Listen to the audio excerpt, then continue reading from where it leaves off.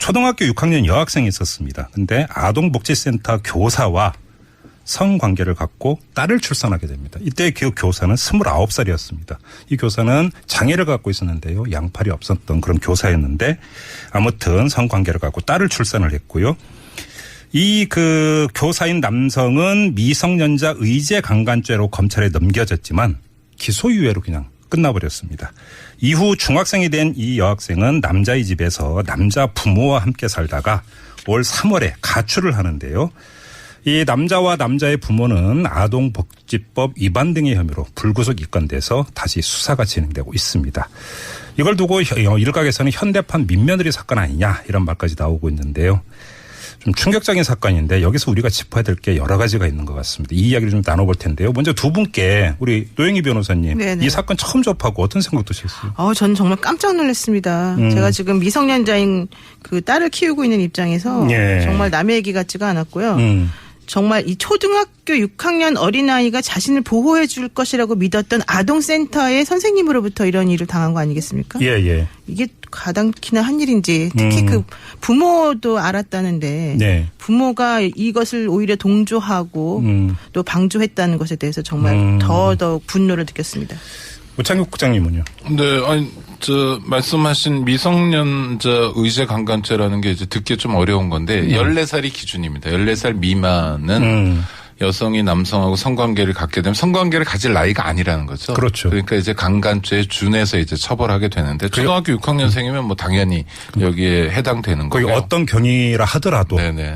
상관없이. 근데 법이 허용할 수 없는 성관계라는 그렇죠. 거죠. 절대적으로 금하는 성관계입니다. 네, 네. 그러니까 뭐 아동은 뭐 어린이는 보호의 대상이니까 당연히 보호하자는 측면인 거고요. 처벌을 안 했죠. 기소유예를 했는데 죄가 없다는 건 아니고 저간의 사정을 봐서 그렇죠. 뭐 굳이 뭐 처벌할 이유가 있냐 이런 판단을 검찰에서 했던 것 같습니다. 네. 검찰은 굉장히 중요한 국가기관인데 검찰 그리고 이 남자가 속해 있던 아동복지센터 그리고 이 어린이 당시 지금은 이제 청소년이 됐는데 네. 가족, 학교 그러니까 한 사람의 어린이 청소년을 두고 그 주변이 전혀 작동하지 않는 것 같은 그래서 그야말로 방치된 그래서 아주 극단적인 사건에까지 이르는 걸 우리가 이 보도를 통해서 확인하게 됐는데요. 네. 이건 뭐냐면 정말 그 뭐 법으로나 또는 우리의 인간적인 도리로나 꼭 반드시 보호하겠다는 우리의 합의가 하나의 사건에서 완전히 허물어져 버렸다는 거죠. 그래서 굉장히 유감스러운 사건인 것 같습니다. 알겠습니다. 여기에는 정말로 좀 충격적인 여러 가지 장면이 있는데 저희가 뭐 그 선정적으로 뭐 하나하나 따질 생각은 전혀 없습니다. 네. 저희가 근데 이 두 가지는 반드시 여기서 짚고 넘어가야 될 것 같은데 하나는 조금 전에 오창익 국장도 말씀을 하셨는데 이거는 어떤 경우라 하더라도 처벌 대상이 되는 사건임에도 불구하고 검찰에서는 물론 그러니까 기소유예를 한 거죠. 네. 그렇죠. 그런데 이게 검찰에서 그때 기소유예라고 하는 거에 대해서 어떤 그 이유를 댔냐면 나중에 결혼할 것을 서약을 했다. 그죠? 그다음에 사실혼 관계를 유지하고 있었다. 뭐 등등의 상황을 대면서 기소유예 결정을 내렸다라는 겁니다. 검찰의 이런 결정을 어떻게 평가를 해야 되는 겁니까? 저는 그런 판단은 할 수 있다고 봅니다. 왜냐하면 이 여성 어린이 청소년의 지위가 굉장히 중요한데요. 네. 그 성관계로 인해서 임신을 했잖아요. 네. 이제 그 아이를 낳겠다는 거 낳을 수밖에 없는 상황이고 그랬을 때 그 아이 또 그 엄마가 되는 어린이 청소년의 지위가 문제이기 때문에 국가형벌권이라는 건 알고 계시는 것처럼 국가가 행사할 수 있는 최후의 수단입니다. 그렇죠. 여러 가지 쓸 수 있는 방법이 있다면 쓰고 그게 안 되면 마지막 방법으로 쓰라는 건데요. 네. 아주 교과서적인 원칙입니다. 그러니까 검찰 입장에서 이 여성 어린이 겸 청소년이 어떤 생각을 갖고 있느냐 무엇을 원하느냐가 전 되게 중요하다고 생각해요. 그러니까 피해자이기도 하잖아요. 의제 강간죄. 그러니까 간단히 말씀 정리를 하면 그러니까 사법 처리를 해서 예를 들어서 교도소에 보낼 때 여학생한테 그게 좋은 거냐 그렇죠. 아니면 기소유예를 하고 같이 살게 하는 게 좋은 거냐 네네. 이 실익을 판단했다는 말씀이죠. 그런데 이 사건의 경우에는 그 어린이 여성 청소년이 예. 이제 뭐 지위가 왔다 갔다 하니까 여성이죠.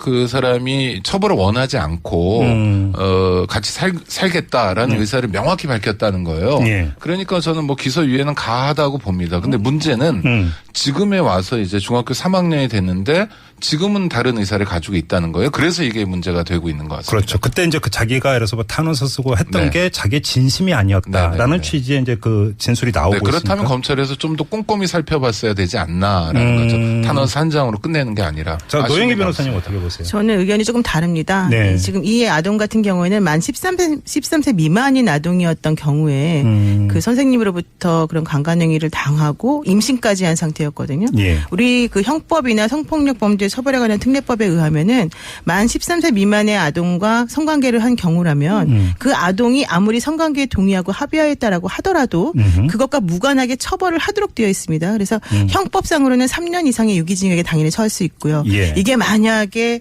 그 특별법으로 처벌을 받게 된다면은 무기징역 혹은 10년 이상의 유기징역에 처하게 돼 있는 아주 엄청난 죄거든요.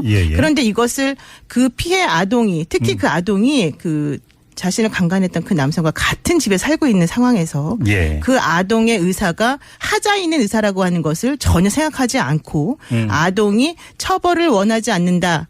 가정을 지키고 싶다라는 식의 탄원서 한 장 썼다는 것만으로 그 남성에 대해서 면죄부를 주고 기소유예를 했다는 것 자체는 있을 수 없는 일이거든요. 잠깐만요. 그러니까 지금 두 분의 그 진단이 다른 것 같으면서 하나의 지점에서 모이고 있는데 그게 뭐냐면 당시 이 그 여학생의 진술이 정말로 100% 이 여학생의 진심에서 나온 진술이냐 아니냐 부분에 대해서 검찰은 충분히 검증을 했어야 되는데 전혀 하지 않았다라고 하는 점은 두 분이 공의 지적을 하고 있는 것 같습니다. 네네. 맞죠?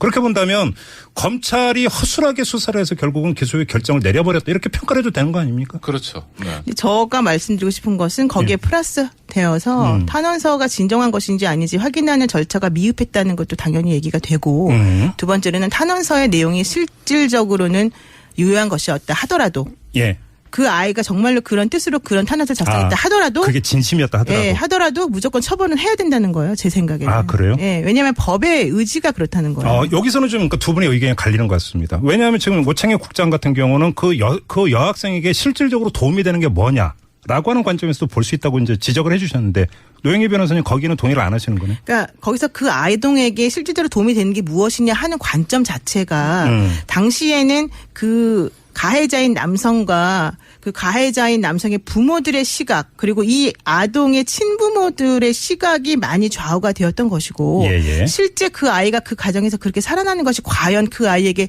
정말로 필요하고 좋은 해결 방법이었을까 하는 것에 대해서도 다시 한번 의문을 제기한다는 거죠. 그 말씀은 그 여학생의 관점에서 볼 때 나한테 도움이 되는 게. 그러니까 여학생 관점에서 봐야 되는 것을 어른들의 관점에서 이미 너희들은 성관계를 했고 아기까지 낳았으니 그냥 이 현상을 유지하는 것이 너에게 좋지 않겠니? 라고 하는 어른의 관점을 적용해서 이 사건을 처리하려다 보니까 이런 일이 벌어졌다는 거죠. 오창희 국장님. 아니 저는 노 변호사님 의견에 동의합니다. 그래요? 그 일반적인 말씀을 드렸던 거고요.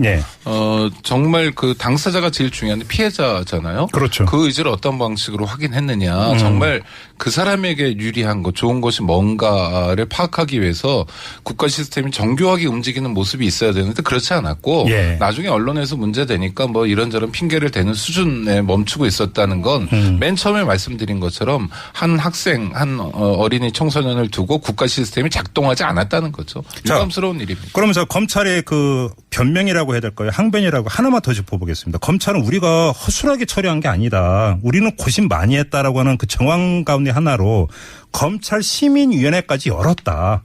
라는 걸 주장을 하고 있습니다. 이거 어떻게 봐야 되는 거예요? 그건 정말 하지 말아야 될 얘기들을 하는 건데요. 말도 안 되는 변명입니까? 네, 검찰시민위원회라는 게 그냥 임의적 조직이 아무것도 아닙니다. 그래요? 그러니까 일본의 이름이 유사한 조직이 있어요. 검찰심사회라고요. 그건 소위 구속력이 있어요. 미국의 배심 같은 거를 기소 단계에 이제 배심을 하는 제도가 있습니다. 그러니까 검찰심사위원회에서 기소해라 하면 하고 하지 마라 하면 하지 않는 거예요. 그런데 한국의 검찰시민위원회 시민위원회는 그런 게 아닙니다. 자문도 안 되는 거예요. 그리고 뭐 필요적 사건 어느 사건에서는 검찰 시민위원회를 열어라 말아라 이런 규정도 없고요. 예. 그냥 이렇게 뭐 연예인 사건이거나 또는 검찰이 여론의 질타를 받을 것이 예상되는 사건에서 면피용으로 쓰는 겁니다. 그러니까 시민위원회를 열었다라는 게 변명도 안 되는 거고요. 그거는 검찰이 이 사건이 굉장히 중요한 사건이고 논란이 될 거를 이미 알고 있으면서도 이렇게 허술하게 처리했다라는 반증밖에 안 되는 거죠. 쉽게 보면 자기 정당성의 알리바이로 지금 되는 것 같은데 네. 노영희 변호사님이 의견 여쭙기 전에 안내 말씀 잠깐. 우리 애청자 여러분도 아마 관심이 많으실 것 같은데요. 문자로 함께해 주시기 바랍니다. 뭐 의견도 좋고요. 질문도 좋은데요. 50원의 유료 문자입니다. 우물정 0951 우물정 0951로 보내주시면 됩니다. 노영희 변호사님 그건 어떻게 보세요? 검찰 시민위원회라고 하는 것은요. 예. 2010년도에 그 검사 성접대 사건이 일어난 이후에 검찰의 위상이 실추되고 신뢰가 이제 땅에 떨어지니까 당시 검찰총장이었던 김준규 총장이 그 검사들을 모아서 회의를 열었어요. 예. 그리고서 이제 검찰 시민위원회라고 하는 걸 우리가 만들어서 그 국민들이 원하는 것이 무엇이냐면 들어보자. 그리고 이들의 결정은 뭐 당연히 구속력은 없고 권고적 효력만 있는 것으로 하자. 이런 식으로 해서 이제 만들어진 위원회이기 때문에 뭐 아주 임의단체라고 볼 수는 없습니다. 다만 네. 여기에는 이제 9명의 시민위원이 이제 참여를 해서 실제 어떤 구체적인 사건에 대해서 처리 결과를 좀 복잡하고 힘들다라고 판단이 되는 경우에 검찰이 의뢰한 사건들에 대해서 예. 본인들이 의견을 내는 것인데요. 네. 저는 이제 이번 사건 같은 경우에 검찰 시민위원회를 열어서 고심을 했는데 거기서 만장일치로 이 여학생에 대해서 뭐 그냥 그대로 기소유예를 남편으로 생각되는 그 남자분에 대해서 여학생의 탄원이 있으니 뭐 그냥 기소유예 해주는 게 맞지 않냐라고 말했던 것, 이제 그런 결정을 내리게 했던 것은 검찰 시민위원회가 검찰이 수사한 내용을 그대로 신뢰했다라고 하는 전제 하에 내려진 결정이다. 그런데 그런 신뢰했다라고 하는 결정에 좀 하자가 있었던 것으로 보인다. 왜냐하면 성관계가 있었다는 사실 자체를 인정했기 때문에 이 피해자인 여성에 대해서 조사하지 않았다는 것을 이제 검찰에서 이유로 들고 있는데 그렇다 하더라도 만 13세 미만의 미성년자들 같은 경우에는 제대로 된 사리 판단을 할 수 없기 때문에 그 아이들이 한 말을 곧대로 들어서는 안 된다. 그리고 그 아이들에 대해서 정말 별도의 독립된 기관에서 그 아이를 가해자와 떨어뜨려 놓은 상태에서 정말 편안한 상태에서 아이가 자유롭게 자기 의사를 표현할 수 있도록 기회를 주었어야 되는데 그런 기회를 주지 않았다. 이런 부분들이 전혀 인정되지 않고 모든 것들이 다 무시된 상태에서 검찰 시민위원회가 결정을 내린 것이기 때문에 검찰 시민위원회 결정이 있었으니까 우리는 괜찮다 이렇게 말하는 것은 부적절하다는 거죠. 노 변호사님 말씀을 동의하면서 딱 한 말씀만 드리면 검찰의 문제들을 여러 가지 우리 방송에서도 지적하고 있는데 그중에 하나가 이제 독점적 권한이잖아요. 그렇죠. 기소권이 독점돼 있는데 마치 시민위원회라는 걸 만들어서 민주적 시민적 통제를 받는 것처럼 화장을 한 거예요. 아주 이미 조직은 아니다. 물론 내부 규정은 가지고 있지만 법률 조직도 아니고요. 아무 의미 없는 겁니다. 그러니까 검찰이 자기들이 이렇게 심사숙고한다 시민위원회를 통해서라는 말은 정말 뻔뻔한 얘기고요. 앞으로는 국민 입장에 시민 입장에서 듣지 않았으면 좋을 얘기입니다. 지연 발단적인 것 같지만 어쩌면 또 중요한 게 검찰 시민위원회에서 그런 그 위원들이 살펴보는 자료라고 하는 게 다 검찰이 주는 자료인 거죠. 네, 그러니까 검찰이 유도하기에 따라서 얼마든지 또 유도할 수 있는 거잖아요. 네. 알겠습니다. 아무튼 그 중간 정리 하나 지금 중요한 화두 중에 하나 검찰은 잘한 게 아무것도 없다. 이렇게 결론 내려도 되는 거죠. 네. 할 일을 안 했다 이거잖아요. 네. 아무것도 없다고 말하는 건 좀 심한 것 같고요. 좀 부족했다. 부적절했다. 법조인이라 아무래도 가까운 분들이 많아서 그런지 저는 뭐 아무것도 없다고 생각합니다. 아니 이럴 때 사실은 국가에 그리고 뭐 국가가 그냥 공권력에 기대야 되는 게 그러니까 국민. 그럼요. 이해야 되는 거 아닙니까? 아니 지금 이 청소년의 경우에 부모도 조금 형편이 안 좋은 상황이고 남편인지 가해자인지 이쪽도 뭐 말도 안 되는 상황이고 그게 또 피해를 당한 곳이 아동복지센터 아닙니까? 그러니까 어디서도 지금 보호를 못 받고 있는 거고 기사에 보니까 뭐 학교에서는 마치 좀 살펴준 것 같은데 좀 기사 행간을 보면 좀 이상했어요. 이를테면 중학교에 가니까 이 친구의 상태를 파악해서 특별히 여성 교사를 담임으로 배정했다는 거예요. 청취자 여러분도 알고 계시겠지만 중학교 선생님들이 주로 여성이거든요. 아, 그런가요? 그럼요. 그러니까 특별한 게 아니에요. 그러니까 서로 발뺌만 하고 나는 무관하다 잘못하지 않았다라는 얘기를 하고 있고 그 사이에 이 사람만 정말 뭐랄까 소모됐다 할까 소비됐다 할까 이런 상태인 거죠. 근데 일단 그나마 학교는 잘했으니까 일단 거기까지는 너무 걸고 나오지면 안 될 것 같고 하나만 제가 말씀드릴게요. 네. 지금 이 학교에서 선생님들이 1366이라고 하는 신고센터에 신고를 했습니다. 그랬더니 신고센터에서는 당사자의 동의가 있지 않으면 안 된다라고 해서 아동의 동의를 따로 얻어서 다시 이제 조치를 취했다는 건데요. 이게 바로 잘못된 부분 중에 하나예요. 그것도 말이 안 되는 것 같은데요. 왜냐하면 이 1366 신고센터는 가정폭력 신고센터거든요. 그러니까 가정폭력신고센터라고 하는 것은 기본적으로 이 당사자가 그러니까 부부라고 하는 걸 전제로 해서 폭력을 당했다라고 하는 거가 얘기가 돼야 되는 건데 일단은 그게 첫 번째 문제인 것이고요. 두 번째로는 1366 특히 지금 전북에서 일어난 사건인데요. 전북 1366 신고센터는 뭐가 문제냐면요. 약관을 딱 들여다보시면은요. 이 신고센터를 이용하고자 하는 계약자가 이용 신청을 하는데 신청사항을 꼼꼼히 다 제대로 적어야 됩니다. 제대로 적지 않으면 이용할 수 없어요. 그러니까 당사자 동의가 필요하다라고 했던 그 부분이 바로 이 부분과 관련된 내용인 거예요. 그래요? 예. 제가 그래서 이걸 확인을 하고 왔는데 이런 식으로 되면 이게 문제가 있어요. 이게 왜냐하면은 가정폭력 방지 및 피해자 보호 등에 관한 법률이라고 하는 것 때문에 만들어진 센터이고 이 센터라고 하는 것은 가정폭력 신고 체계를 구축 및 운영해서 가정폭력의 피해자를 보호해야 된다라고 하는 일념 하에 만들어진 그런 신고센터거든요. 그렇죠. 그러면 이 여학생의 경우하고는 조금 안 맞는 거예요, 사실은. 알겠습니다. 그리고 또 하나 지금 또 제가 질문을 드리고 싶은 게 있는데 이 학생의 가출을 한 다음에 지금 쉼터에서 지내고 있는데 가출 이유를 묻자 뭐라고 했냐면 집에 가기가 싫다. 집에 있으면 남자의 어머니가 빨래와 청소, 설거지 등 살림을 시키고 또 밤마다 남자가 성관계를 원해서 몸과 마음이 너무 힘들다 이렇게 했다는 거 아닙니까? 그래서 남자와 남자의 부모가 지금 아동복지법 위반 등의 혐의로 불구속 입건된 상태라고 하는데 여기서 이야기가 안 나올 수가 없는 게 학대 이야기 아니겠습니까? 네, 이건 학대죠. 어떻게 봐야 되는 거예요? 학대죠. 네. 학대라는 게 뭐 때린다고만 학대가 그러니까요. 아니라 그러니까 청소년은 다시는 돌아올 수 없는 중요한 시기 아닙니까? 보호받아야 될 거고 그러니까 청소년 시기에 맞는 학습도 해야 되고 뭐 여러 가지가 있잖아요. 이런 게 돌아가지 않고 있고 뭐 일을 시키고 강제 노역을 시키는 거잖아요.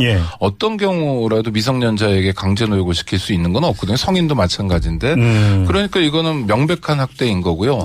이건 학대는 그러니까 인권 침해를 당하는 피해자가 명백하게 드러난 거기 때문에 국가가 다양한 방법으로 구제해 줄 수 있어야 되는데 거듭 말씀드리지만 이게 시스템이 잘 안 돌아가고 있다는 거죠. 그 아동복지법 17조에 의하면은 이런 식의 성적 학대, 그러니까 남편이라고 불리는 그분이 기본적으로 밤마다 성행위를 요구했다는 거잖아요. 이게 바로 성적 학대에 들어가는 것인데 이런 경우는 10년 이하의 징역 혹은 5천만 원 이하의 벌금에 처하게 되어 있어요. 그리고 신체적인 학대 행위나 정서적인 학대 행위를 하게 되면 5년 이하나 3천만 원 이하 벌금에 처하는데요.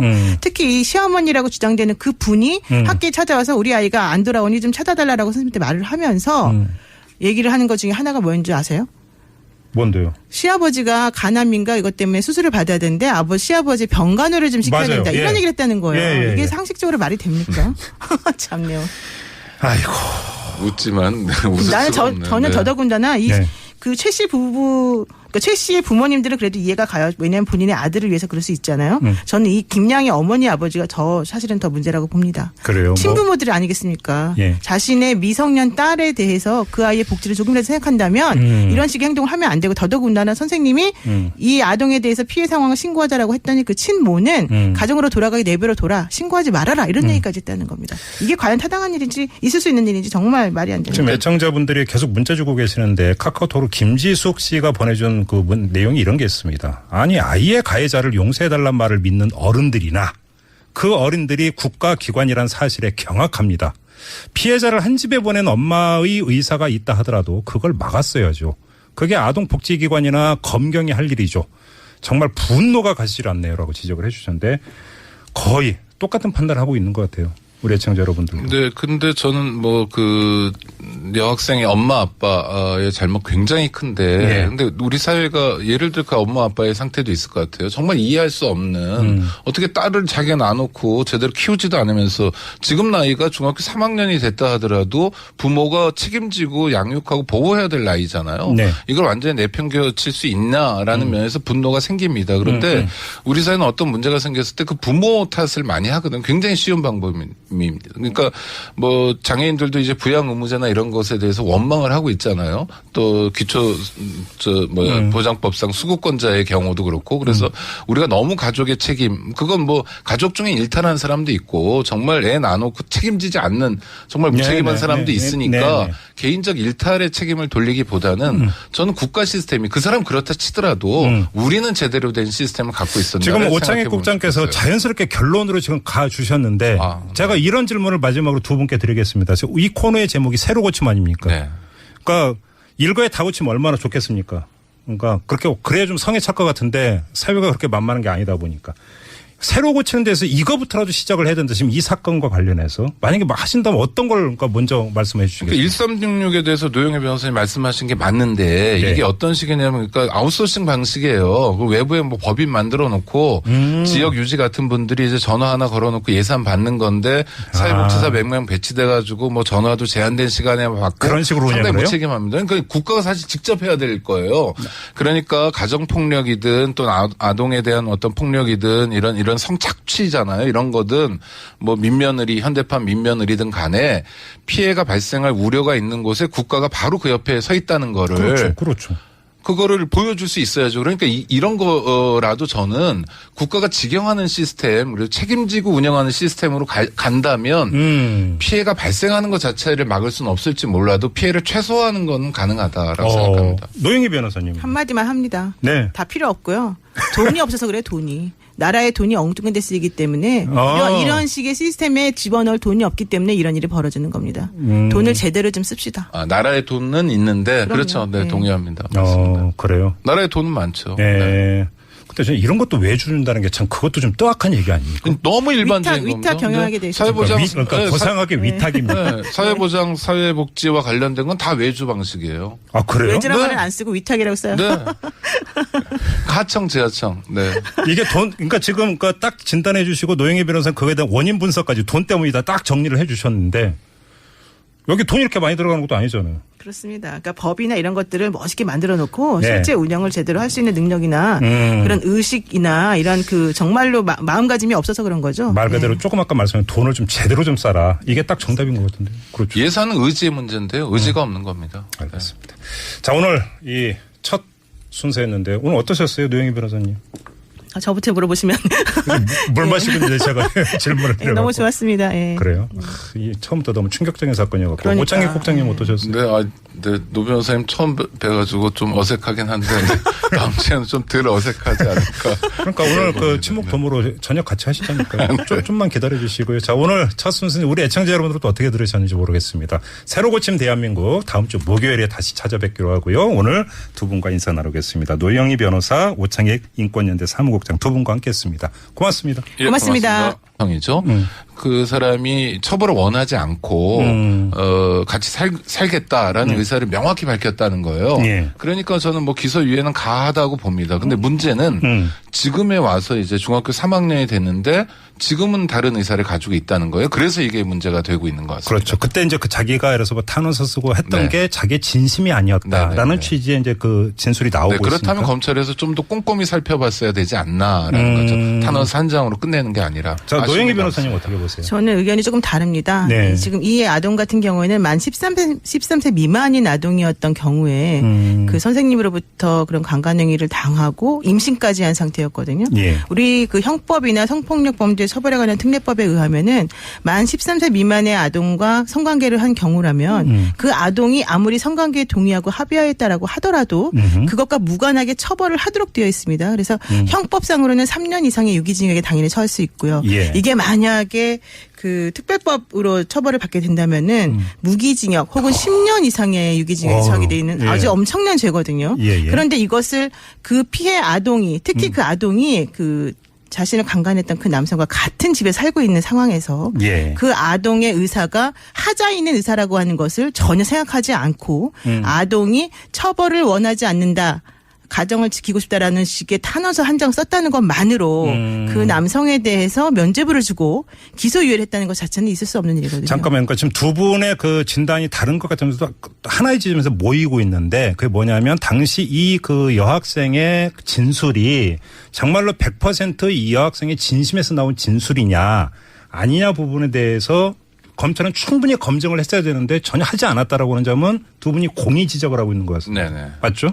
그렇게 본다면 검찰이 허술하게 수사를 해서 결국은 기소의 결정을 내려버렸다 이렇게 평가를 해도 되는 거 아닙니까? 그렇죠. 네. 제가 말씀드리고 싶은 것은 거기에 플러스 되어서 탄원서가 진정한 것인지 아닌지 확인하는 절차가 미흡했다는 것도 당연히 얘기가 되고 두 번째로는 탄원서의 내용이 실질적으로는 유효한 것이었다 하더라도 그 아이가 정말로 그런 뜻으로 그런 탄원서를 작성했다 하더라도 그게 진심이었다 하더라도. 예, 하더라도 무조건 처벌은 해야 된다는 거예요. 제 생각에는. 아, 그래요? 예, 왜냐하면 법의 의지가 그렇다는 거예요. 여기서는 좀 두 분의 의견이 갈리는 것 같습니다. 왜냐하면 지금 오창혁 국장 같은 경우는 그 여학생에게 실질적으로 도움이 되는 게 뭐냐라고 하는 관점에서도 볼 수 있다고 이제 지적을 해 주셨는데 노영희 변호사님 거기는 동의를 안 하시는 거네요. 그러니까 거기서 그 아이동에게 실질적으로 도움이 되는 게 무엇이냐 하는 관점 자체가 당시에는 그 가해자인 남성과 그 가해자인 남성의 부모들의 시각 그리고 이 아동의 친부모들의 시각이 많이 좌우가 되었던 것이고 실제 그 아이가 그 가정에서 그렇게 살아나는 것이 과연 그 아이에게 정말로 필요하고 좋은 해결 방법이었을까 하는 것에 대해서도 다시 한번 의문을. 초등학교 6학년 여학생이 있었습니다. 근데 아동복지센터 교사와 성관계를 갖고 딸을 출산하게 됩니다. 이때 그 교사는 29살이었습니다. 이 교사는 장애를 갖고 있었는데요. 양팔이 없었던 그런 교사였는데 아무튼 성관계를 갖고 딸을 출산을 했고요. 이 그 교사인 남성은 미성년자 의제 강간죄로 검찰에 넘겨졌지만 기소유예로 그냥 끝나버렸습니다. 이후 중학생이 된 이 여학생은 남자의 집에서 남자 부모와 함께 살다가 올 3월에 가출을 하는데요. 이 남자와 남자의 부모는 아동복지법 위반 등의 혐의로 불구속 입건돼서 다시 수사가 진행되고 있습니다. 이걸 두고 일각에서는 현대판 민며느리 사건 아니냐 이런 말까지 나오고 있는데요. 좀 충격적인 사건인데 여기서 우리가 짚어야 될 게 여러 가지가 있는 것 같습니다. 이 이야기를 좀 나눠볼 텐데요. 먼저 두 분께 우리 노영희 변호사님 네네. 이 사건 처음 접하고 어떤 생각 드셨어요? 저는 정말 깜짝 놀랐습니다. 제가 지금 미성년자인 그 딸을 키우고 있는 입장에서 정말 남의 얘기 같지가 않았고요. 정말 이 초등학교 6학년 어린아이가 자신을 보호해 줄 것이라고 믿었던 아동센터의 선생님으로부터 이런 일을 당한 거 아니겠습니까? 예. 이게 가당키나 한 일인지 특히 그 부모도 알았다는데 부모가 이것을 오히려 동조하고 또 방조했다는 것에 대해서 정말 더더욱 분노를 느꼈습니다. 오창혁 국장님은요? 네, 아니, 말씀하신 미성년자 의제 강간죄라는 게 이제 듣기 좀 어려운 건데, 14살이 기준입니다. 14살 미만은 여성이 남성하고 성관계를 갖게 되면 성관계를 가질 나이가 아니라는 거죠. 그렇죠. 그러니까 이제 강간죄에 준해서 이제 처벌하게 되는데, 초등학교 6학년생이면 뭐 당연히 여기에 해당되는 거고요. 거기 어떤 경위라 하더라도. 네네. 상관없이. 근데 법이 허용할 수 없는 성관계라는 거죠. 절대적으로 금하는 성관계입니다. 네. 그러니까 뭐 아동은 뭐 어린이는 보호의 대상이니까 당연히 보호하자는 측면인 거고요. 처벌을 안 했죠. 기소유예를 했는데 죄가 없다는 건 아니고 저간의 사정을 봐서 그렇죠. 뭐 굳이 뭐 처벌할 이유가 있냐 이런 판단을 검찰에서 했던 것 같습니다. 네. 검찰은 굉장히 중요한 국가기관인데 검찰 그리고 이 남자가 속해 있던 아동복지센터 그리고 이 어린이 당시 지금은 이제 청소년이 됐는데 가족, 학교 그러니까 한 사람이 어린이 청소년을 두고 그 주변이 전혀 작동하지 않는 것 같은 그래서 그야말로 방치된 그래서 아주 극단적인 사건에까지 이르는 걸 우리가 이 보도를 통해서 확인하게 됐는데요. 이건 뭐냐면 정말 그 뭐 법으로나 또는 우리의 인간적인 도리로나 꼭 반드시 보호하겠다는 우리의 합의가 하나의 사건에서 완전히 허물어져 버렸다는 거죠. 그래서 굉장히 유감스러운 사건인 것 같습니다. 알겠습니다. 여기에는 정말로 좀 충격적인 여러 가지 장면이 있는데 저희가 뭐 그 선정적으로 뭐 하나하나 따질 생각은 전혀 없습니다. 저희가 근데 이 두 가지는 반드시 여기서 짚고 넘어가야 될 것 같은데 하나는 조금 전에 오창혁 국장도 말씀을 하셨는데 이거는 어떤 경위를 하더라도 처벌 대상이 되는 사건임에도 불구하고 검찰에서는 물론 그러니까 기소유예를 한 거죠. 네. 그렇죠. 그런데 이게 검찰에서 그때 기소유예라고 하는 거에 대해서 어떤 그 이유를 댔냐면 나중에 결혼할 것을 서약을 했다. 그죠? 그다음에 사실혼 관계를 유지하고 있었다. 뭐 등등의 상황을 대면서 기소유예 결정을 내렸다라는 겁니다. 검찰의 이런 결정을 어떻게 평가를 해야 되는 겁니까? 저는 그런 판단은 할 수 있다고 봅니다. 왜냐하면 이 여성 어린이 청소년의 지위가 굉장히 중요한데요. 그 성관계로 인해서 임신을 했잖아요. 이제 그 아이를 낳겠다는 거 낳을 수밖에 없는 상황이고 그랬을 때 그 아이 또 그 엄마가 되는 어린이 청소년의 지위가 문제이기 때문에 국가형벌권이라는 건 알고 계시는 것처럼 국가가 행사할 수 있는 최후의 수단입니다. 그렇죠. 여러 가지 쓸 수 있는 방법이 있다면 쓰고 그게 안 되면 마지막 방법으로 쓰라는 건데요. 아주 교과서적인 원칙입니다. 그러니까 검찰 입장에서 이 여성 어린이 겸 청소년이 어떤 생각을 갖고 있느냐, 무엇을 원하느냐가 전 되게 중요하다고 생각해요. 그러니까 피해자이기도 하잖아요. 의제강간죄. 그러니까 간단히 말씀 정리를 하면, 그러니까 사법 처리를 해서 예를 들어서 교도소에 보낼 때 여학생한테 그게 좋은 거냐, 그렇죠. 아니면 기소유예를 하고 같이 살게 하는 게 좋은 거냐, 네네. 이 실익을 판단했다는 그런데 말씀이죠. 이 사건의 경우에는 그 어린이 여성 청소년이 이제 뭐 지가 왔다 갔다 하니까 여성